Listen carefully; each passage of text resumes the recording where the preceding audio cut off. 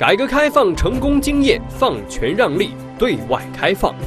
那么现在我对当前基础生活改革的这个看法我认为是一个人就是要继续放权让利对外开放和对内开放。政府要给老百姓让利，降企业税负，降个人税负。你把中产阶级收入定个标准，比如说20万年、30万年收入，在这个之前你不要再征税，对吧？你给这个企业给老百姓增加点工资税收又收回去了，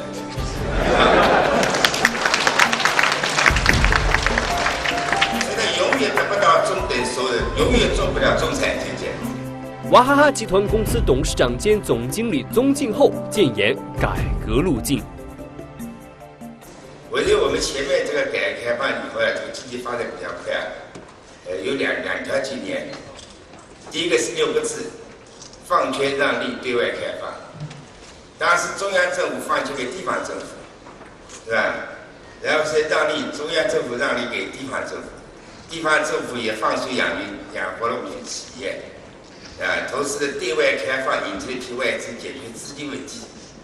所以当时我们的经济是地方搞起来的，应该说这个当时我们这个下面也是工业企业经济承包这个经济责任承包制包括就是我们这个农村的这个土地承包制。第二个就是它是采取效率优先，兼顾公平，就调动了一部社会经济去创造财富的是吧？所以我就把经济搞起来。那么现在我对当前基础生活改革的这个看法我认为是一个人就是要继续放权让利对外开放和对内开放，是吧？我想放权，也就是中央把权力要放给地方，地方政府要放权力给老百姓。所以我认为现在国务院这个审批制度改革，我认为是一个很好的一个改革的措施。但是我认为按照现在这种改革方法，我认为还是不能够彻底改革，对吧？我感觉我们这个行政审批制度改革也好，行政收费制度改革也好，也经历了很多次了但感觉企业的感觉没有减少，拼命在增加了。现在谁也说不清楚到底有多少审批制度，有的时候有15000项。最近国务院下来是解决了170多项，我感觉是不痛不痒的，是对企业没什么太大关联的东西，我认为下去的审批制度改革就打破垄断，真正的是搞市场经济，是吧？第二个我也是解决了腐败的源头，是吧？你要需要他审批，他不给你批，所以你要拿起你贿赂他，你给我批起来。我今天如果不需要他审批的，我去拿些贿赂他干什么？就是，我想洗一下，没那么傻。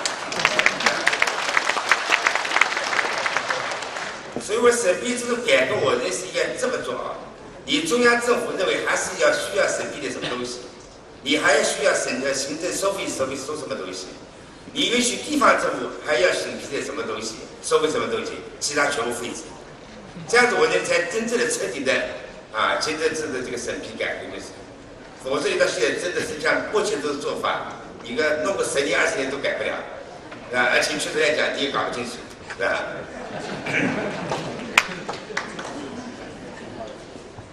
第二个，我认为是你这个审批制度改革放掉取消审批制度以后，我认为要定标准，你凡企业符合标准你去干去。你不符合标准，我监管你时候我给你查封你，否则你是全部审批制发来以后，你没有标准乱套了，结果反过来又会很多的审批制要出来，是吧？要过来反正，所以我认为把标准要定好，你符合标准你就去干去，你不用审批。第三个，我还是要实行备案制，这个备案制不是由你审批的，是我告诉你政府我投资什么东西的，是什么样水平的，什么样规模的。然后你政府把这个东西信息汇总来，向社会公布。我要投资这个东西，我会查到这个信息，是吧？已经人家都投了已经垄断了，我就不要去投了减少浪费，减少重复投资，是吧？我认为审批制度改革，我应该这么改的话，我就是真正的取得实效，是吧？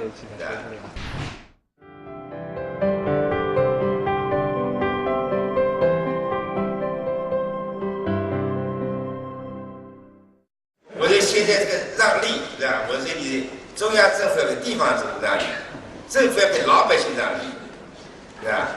我认为改革开放我们这个最大的教训是没有解决分配问题，啊，你这个靠这个出口投资来拉动经济，但是要出口有问题了，投资也有问题了，哎，内需拉不起来就是，是吧？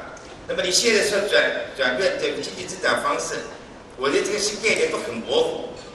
我的经济增长方式的改变主要是拉动内需，你以前靠出口投资来拉动经济，现在如果靠拉动内需来拉动经济。你要拉动内需，就是你税收是要改变，给老百姓多分点钱，是吧？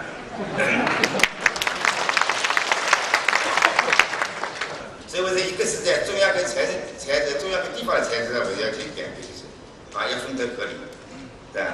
第二，我要降低企业税负，取消乱收费，啊。这个我感觉现在是税是费是不是说减少了，是增加了，对吧？所以讲说着，我想你不要说专门动脑筋怎么说老百姓带你去掏钱，对吧？这个企业人去掏钱，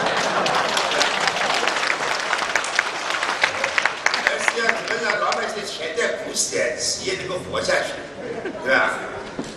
现在我感觉是政府一天到晚想怎么去这个是收钱。包括你现在该收费也莫名其妙税也是很多，就是现在污水处理它是要刷卡收费了，以前是这个税本身就这个费本身就自来水你收掉，现在说又要刷卡收费，还在研究什么碳排放收税，是吧？这个一天到晚是想办法是收税，是吧？我想你一个是要降低企业所得税，是吧？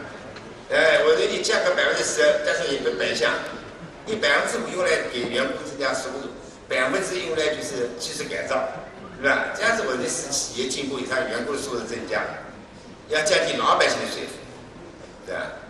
你不是说要收入倍增嘛，还有一个是你是要培养中产阶级，你是不是应该就是说，你把中产阶级的收入定个标准，你说20万年、30万年收入，在这个之前你不要再征税。对吧？你给这个企业给老百姓增加点工资税收又收回去了。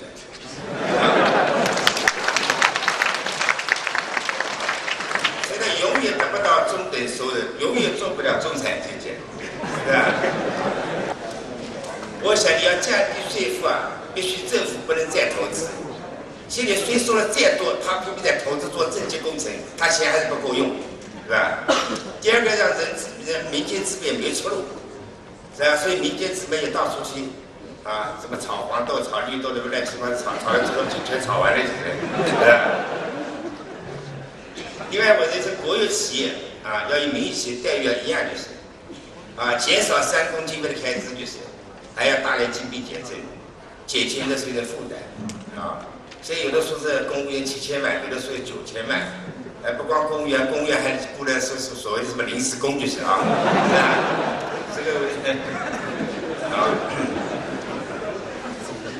所以要精兵简政就是应该是我们最近是说属于国务院不是国家税务局稽查单位这是他也开了会，稽查局呢说，全国2%的企业交了90%的税，所以他就必须要稽查这些大企业这个把这些抓住了就是任务完成了。那你看看我这里这个税收是有问题2%的企业交了90%的税，当时我就提出来，我说，你现在这个你查税没问题，有什么问题是什么问题，到时候他查了半天没问题他你总要给我查点东西出来，而且还说的这个稽查有任务的，你要我查是多少税的，我说这个是税务这个是有点莫名其妙的，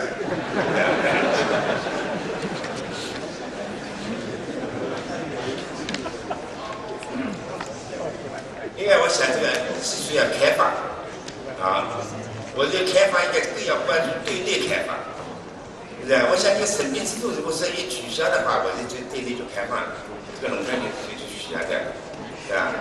但是我对对外开放我是要考虑对等开放。现在我们是对外全部开放，人家对我们不开放，对吧？我们要投资他不批准，我们要买他东西他不卖给我们。对吧？你这个对等开放，是吧？我觉得你这有的时候外交上也太软弱了，是吧？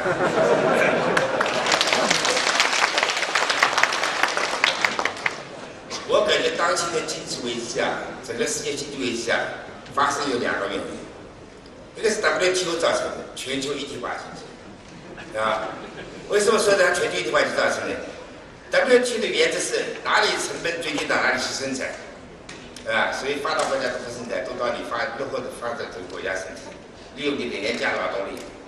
那么他这里不生产了，不创造财富了，你这里又是廉价给人家打工就是，啊。那么他把积蓄用完了，你这里也没赚到什么钱，就是，啊，结果他这个经济没有钱支付了，那好，这个经济就垮下来了，是吧？第二个是我们华尔街的这些老板们虚拟经济，把你们市场钱全卷到他们袋里去。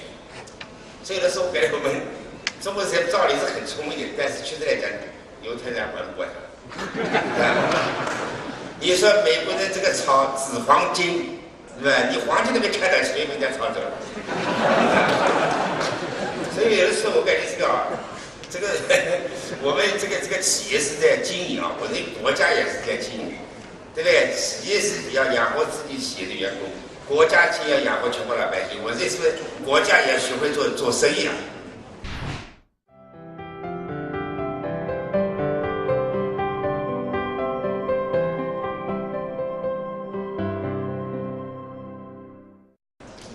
第二个问题是你要关注民生啊，朝着20一政治。现在是专门是在三农，实际上我认为这个农民现在生活已经不错了，对吧？到处是救济，啊，什么补贴，除了我这贫困地区农民，你要重点就要帮助解决，对吧？但实际上你这个补贴啊，反而造成什么东西呢？对吧？他不愿意在农村干活，他感觉这个补贴是不长久的。你要把农产品价格弄到合理价格，他靠做农民在街比在城市打工更多，他才愿意做农民呢。现在我对农村的问题是，第二代年轻人没人愿意当农民了，是吧？但我认为现在真正比较困难的贫困的城市贫民，对吧？农民他回家去啊，他有土地，是吧？所以这个08年经济危机的时候，政府最怕农民工失业以后造反，后面什么事都没有。为什么？回家有田，照样吃饭，是吧？但是你城市里什么都没有，啊，一失业那就麻烦。而且我这现在最不稳定是80后、90后，是吧？你这个80后，是吧？这个好不容易大学毕业参加工作，最大的问题是什么东西？一套房子，不光是一辈子买不起一套房子，租套房子也要一个人的工资了。是吧？他怎么生活下去？他怎么会满意？就是，是吧？90后学习压力也太大，是吧？你这个大学里这个收费也是乱七八糟，收费也很多的，他学费多，而且大学里有钱人的子弟挥霍浪费，那你大学里啊也是有啊餐馆可以点菜的啊，高档消费，是吧？贫困子弟的大学生还打工赚钱。来补学交学费，这个是他在读大学的时候本身心态就不好了，是吧？另外我认为就是你这个大学生，贫困家庭体育兼优大学生，是吧？你国家是不是要培养的，是吧？所以我认为这个其实是不公平的，是吧？而且呢，老师也没认真教书，是吧？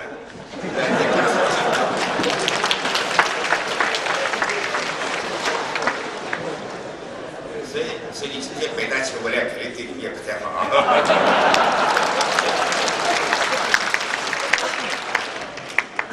我上次跟这个上海这个交大、复旦大学我也说了，你这个特别是企业管理，一句话写成一本书，看完之后什么都没看懂。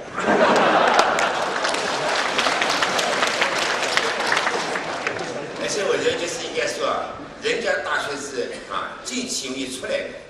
我们大学是进其难出来容易，对吧？这个人为什么你现在他这个学习不认真，因为他每天打工赚学费嘛，所以出来以后很容易就让出去。人家是要考试要合格才能出得去的，所以大家大学很用功，必须要认真学这些东西，对吧？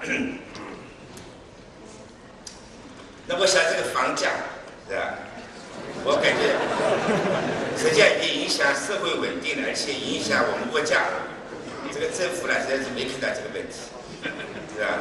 人家一个房子啊，实际上等于是造价只有1000来块钱，是吧？现在农民价是10万元、几万元，你说这个房子，你说谁买得起，是吧？第二个，我这里政府现在拆迁土地你是违法的，按照你拆迁法原来的规定，按照你这个土地的前3年的平均收入30年给它补上，那就几万块钱嘛。而且我这个拆迁标准，我这也是合理的。他农民这个30年以后，30年不用干活就有这个收入拿进来，是吧？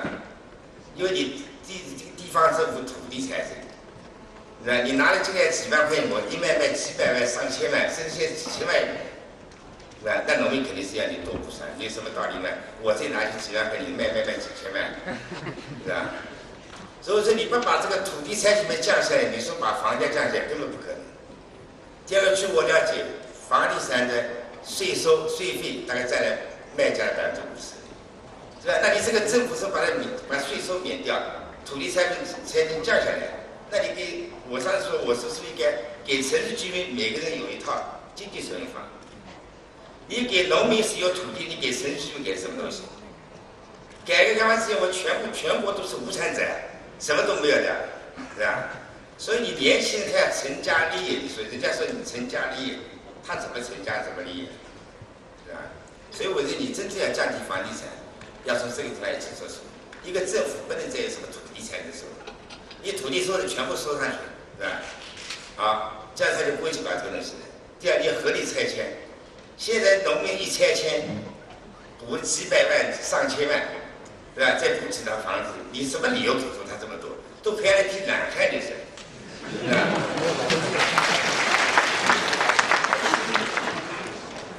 第二个，我感觉就是我对中国经济我得把问题解决以后我中国还会高速发展。我感觉他们对下面情况不太了解，是不是人口红利没有了？你去看看90后农村都3、4个孩子，你去了解一下都3、4个孩子。反正第1个女儿生了，这第2个再生女，第3个又生女，第4个再生出儿子来，不生出儿子来就不爬去了，所以基本上都3、4个，对吧？现在是城市里是生的比较少，为什么？城市他不愿意生，因为城市养个孩子最起码5000块钱1个月，他没有这个钱去养孩子，在农村里弄点饭给他吃就养活了。第二，我认为就是经济的最基本原则是分工不同，相互交换而已。所以我们13亿人口这么大市场，我们还有很多事情好做，而且我们很多这个并不是我们什么东西都过剩的，而是因为收入太少，没有钱去消费，就是。你多分点钱嘛，这个去消费拉起来，你这不是经济增长说10%以下的，我绝对不相信的，是吧？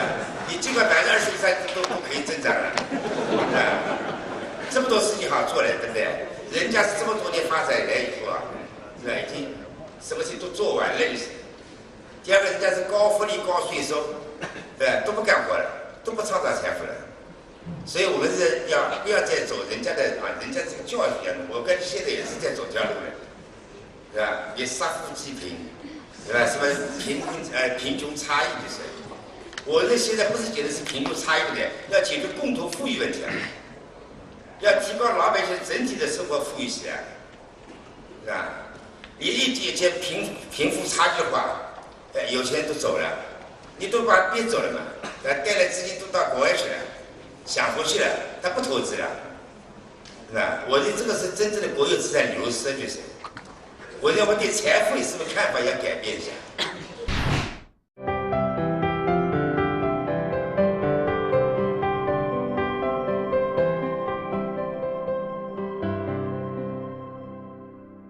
城镇化就是也是会有一个新的增长点，但我这个城镇化，就2亿在大城市打工的农民工回到本地去打工就城镇化了，是吧？否则是空话。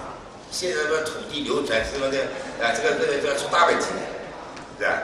一个是你要控制大城市的规模，以前大城市这么大的规模已经有很多问题了，是吧？控制大城市规模不是要让它再去扩大，是吧？然后你要动员工业下乡。实际上，我们浙江也好，江苏也好，广东珠三角也好，已经城镇化了。它城镇化怎么起来的？乡镇企业、民营企业，不光现在的本地农民的就业问题，还遭遇了吸引了很多外地的农民工的就业问题。实际上，农村的劳动力转移问题，本身在每个国家发展过程当中必须会产生，而且必须要解决的意思。我们需要稳定，要去发展经济，是吧？另外，这个政客的想他自己要想当官是吧，也算到里面的话，跟他去造反，是吧？实际上，我认为我们老百姓是不管你怎么样，只要生活富裕就好了，对不对？是吧？所以我认为是现在的关键是要经济体怎么把经济搞上去，把老百姓收入搞上去，对吧？这样子才好，是吧？另外，我想的就是目前的话，我是现在跟我员工说，这个10年很重要，搞好了以后我就强势，搞不好衰退也很麻烦，是吧？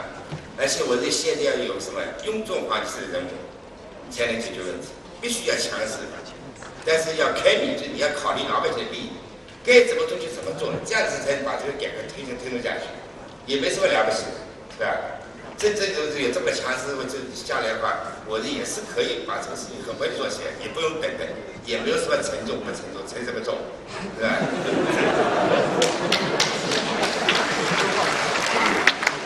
所以我想政府呢也不要忽悠老百姓，是吧？老百姓呢也不要经常骂政府，是吧？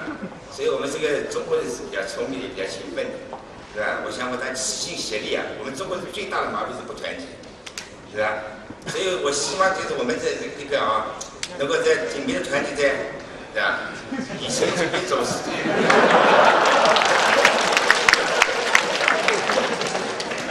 齐心协力发展经济，对吧？让我们的国家更加繁荣富强，老百姓更加幸福安康，让我们中华民族和扬眉吐气的屹立在世界民族之中。